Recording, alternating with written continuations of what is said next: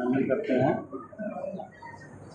आज पूरे प्रदेश के से डीलर यहाँ पे आए हैं और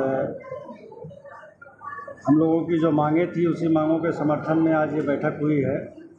आपने देखा होगा कि एक बोर्ड लगा हुआ है सामने, तो 7 सूत्री हमारी डिमांड है, जिसमें पहला नंबर है वो केंद्र सरकार से संबंधित है, क्योंकि वो हमारे मार्जिन से को लेकर के है।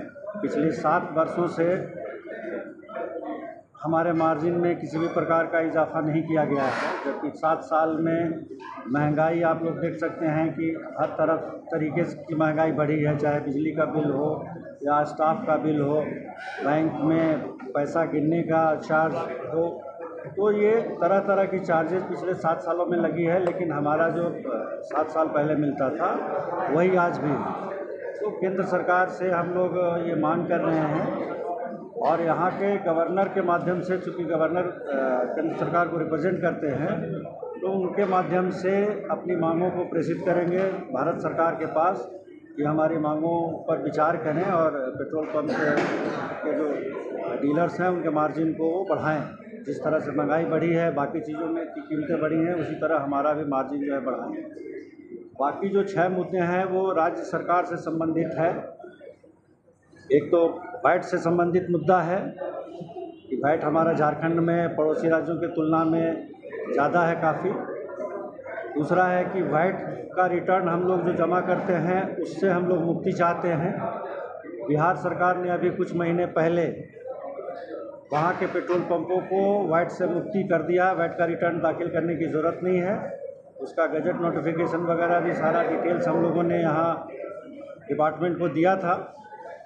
डिपार्टमेंट ने आश्वस्त किया था कि हम लोग भी इस तरह का प्रस्ताव पारित करके आप हम लोगों को भी मुक्ति कर देगी, लेकिन अभी तक उन्होंने किया नहीं है। तो वो एक मांग वो है। उसके बाद सरकारी बकाया जो पेट्रोल पंपों पर अनियंत्रित कह सकते हैं, सरकारी बकाया पे कोई नियंत्रण नहीं है। जिला प्रशासन हो, डीसी हो, एसडीओ हो, पुलिस विभाग हो, सभी लेते हैं, लेकिन पैसा 3 महीना, 2 महीना, 4 महीना कब देंगे इसका कोई गारंटी नहीं है। और पेट्रोल पंप वालों को चूँकि खरीदना पड़ता है अग्रिम भुगतान करके, इन्हें कोई किसी भी प्रकार की कोई उधारी मिलती नहीं है। बैंक से भी पैसा लेते हैं तो ब्याज देते हैं बैंक, तो उसके बाद भी सरकारी बकाया को लेकर के हम लोग बार बार सरकार से आग्रह करते हैं कि भाई इसका एक रूटीन पेमेंट का तरीका आप अख्तियार करिए कि 15 दिन में आप इसकी भुगतान का व्यवस्था करिए, 20 दिन में करिए, जो भी करिए, एक टाइमलाइन इसका होना चाहिए। ये अनलिमिटेड नहीं होना चाहिए कि जब होगा तो हम देंगे। और बकाया अगर ज़्यादा तगादा करने लगते हैं तो उल्टा पंप वाले को धमकाते भी, डराते भी, तो दोनों तरफ से करते हैं, ये उचित नहीं है। तो यही सब मुद्दों को लेकर के था जो आज बैठक हुआ है। और इस बैठक में जो वैट का इशू है, ये पिछले 8-9 वर्षों से हम लोग इसकी लड़ाई लड़ रहे हैं। रघुवर दास जी के समय में वैट की बढ़ोतरी हुई थी, 18% से बढ़ा करके 22% वैट रघुवर दास जी के सरकार के समय हुआ था, जो आज भी जारी है। और हम लोग बार बार आंकड़ा दे रहे हैं सरकार को।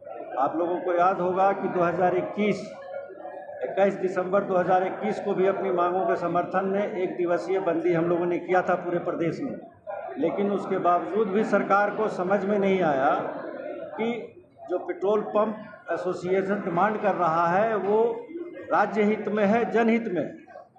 हम जो मांग कर रहे हैं कि कीमतें घटाने के बाद अगर वो वैट में 5% की कमी करते हैं, 17% पे कर को लाते हैं, तो जनता को तो जो राहत मिलनी है वो मिलेगी। राज्य सरकार के खजाने में भी अतिरिक्त राजस्व आएगा। ये आंकड़ा हम लोग लगातार लिखित रूप से दे रहे हैं। आप लोगों को भी, हम मीडिया के बंधुओं को भी आंकड़ा हम मुहैया करा दें कि जिस प्रकार से जो बड़े ग्राहक हैं, बड़े कंज्यूमर, आजकल आप लोगों को पता है कि BCCL, CCL अब कोलेरियाँ अपने से नहीं चला रही है, वो सब आउटसोर्स कर दिए। और जब से ये आउटसोर्सिंग चल रहा है तो वो सारी कंपनी जहां उनको कम कीमत पे तेल मिलता है वहां से वो तेल लाते हैं। और आज आप कह सकते हो यूपी मुगलसराय से डीजल ला रहा है, नायरा जो प्राइवेट कंपनी है, जिसको पहले आप लोग एस्सार के नाम से जानते थे, अभी नायरा हो गया है। नायरा गुजरात से तेल ला करके झारखंड को सप्लाई कर रहा है। आप समझ सकते हैं कि कितना ज़्यादा भाड़ा, एक एक गाड़ी का भाड़ा एक्स्ट्रा पे कर रहा है, लेकिन भाड़ा देने के बाद भी तेल उनको सस्ता पड़ रहा है यहाँ। और इस क्वार्टर में, ये जो इस फाइनेंशियल ईयर का अप्रैल मई जून, ये 3 महीने के अंदर में दूसरे प्रदेशों से इंपोर्ट जो हुआ है वो तकरीबन 1,10,000 किलो लीटर। ये बड़े ग्राहक जो हैं इतना डीजल बाहर से लेके आए हैं। उसमें रिलायंस भी है, उसमें नायरा भी है, उसमें इंडियन ऑयल भी है, उसमें भारत पेट्रोलियम भी है, उसमें हिंदुस्तान पेट्रोलियम भी है। सभी कंपनी गुजरात से, बंगाल से, उत्तर प्रदेश से यहाँ तेल लेकर के आ रही हैं। और सरकार को अगर आप रेवेन्यू देखिएगा, 1,10,000 जिस तरह का हम लोगों ने आंकड़ा दिया है केल, अगर इसको रेवेन्यू के टर्म में अगर आप देखेंगे तो प्रति माह 50 से 60 करोड़ रुपया प्रति माह, मतलब साल का 500 से 600 करोड़ रुपया का सरकार को नुकसान है रेवेन्यू में। अगर ये कम करती है तो इतना पैसा इनको बैठे बिठाए मिलेगा 500 से 600 करोड़। जब सरकार के बाबू लोगों से बात करते हैं तो वो कहते हैं कि मैं तेल का अगर दाम घटाऊंगा तो मेरा रेवेन्यू घट जाएगा।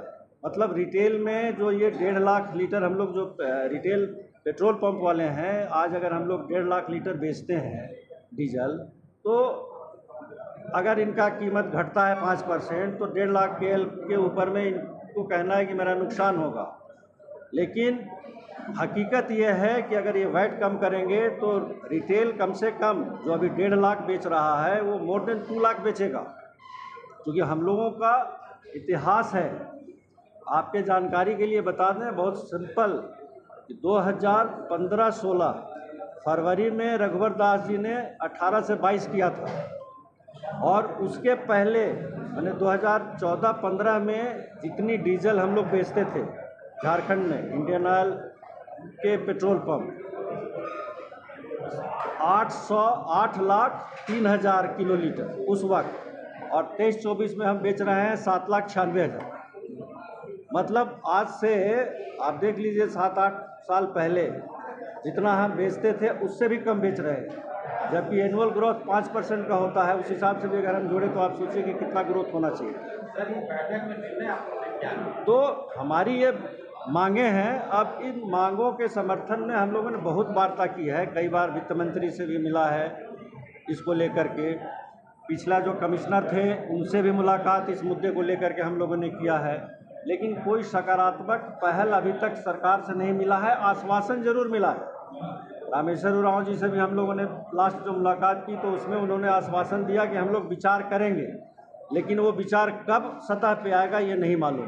तो इसीलिए आज के बैठक में जो निर्णय हुआ है कि कल से सारे पेट्रोल पंप काला बिल्ला लगाएंगे, अपना पहला प्रोटेस्ट सरकार के खिलाफ रखेंगे, काला बिल्ला लगा करके मालिक और कर्मचारी सारे लोग काला बिल्ला लगाएंगे, नंबर 1।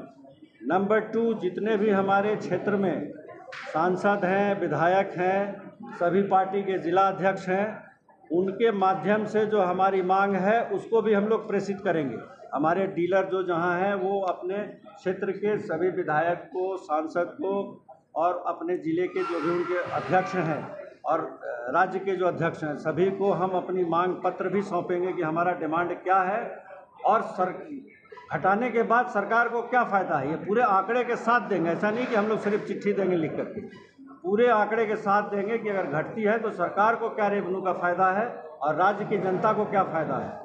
इसके बाद भी अगर सरकार नहीं मानती है, मीडिया के माध्यम से हम लोग सारे प्रखंड लेवल, जिला लेवल पे हम लोग मीडिया के माध्यम से अपनी बातों को रखेंगे। उसके बाद भी अगर सरकार नहीं मानेगी तो 15 दिन के बाद हम लोगों ने 2 सितंबर का दिन तय किया है। 2 सितंबर का एक दिन का पहला लेवल पे token strike, 1 day full strike, 24 घंटे का झारखंड पेट्रोल पंप बंद रहेगा। पेट्रोल इंडियन ऑयल चलेगा या फिर एचपी का सारे समस्त पेट्रोल पंप झारखंड के 2 सितंबर को बंद रहेंगे। कल से सारे पंप के मालिक कर्मचारी काला बिल्ला लगाएंगे। जितने भी सांसद विधायक हैं, प्रतिनिधि चुने हुए हैं, उनके अध्यक्ष हैं, सभी को हम लोग मांग पत्र देंगे, जिसमें पूरा विश्लेषण रहेगा कि घटाने से सरकार का आर्थिक नफ़ा है या नुकसान है, जनता को क्या राहत है। और अगर सब बातों से नहीं हुआ तो 2 सितंबर को पूर्णतः बंदी रहेगी पेट्रोल पंपों की पूरे झारखंड में।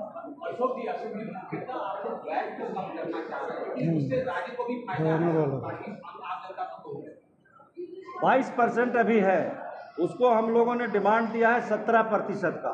5% का कमी का हम लोगों ने सरकार को कहा है।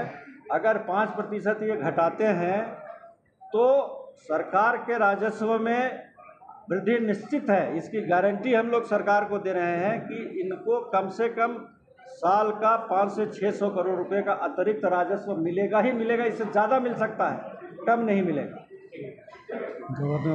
और जनता को तो आप समझ लीजिए कि 2.5 से पौने 3 रुपया लीटर डीजल सस्ता होगा।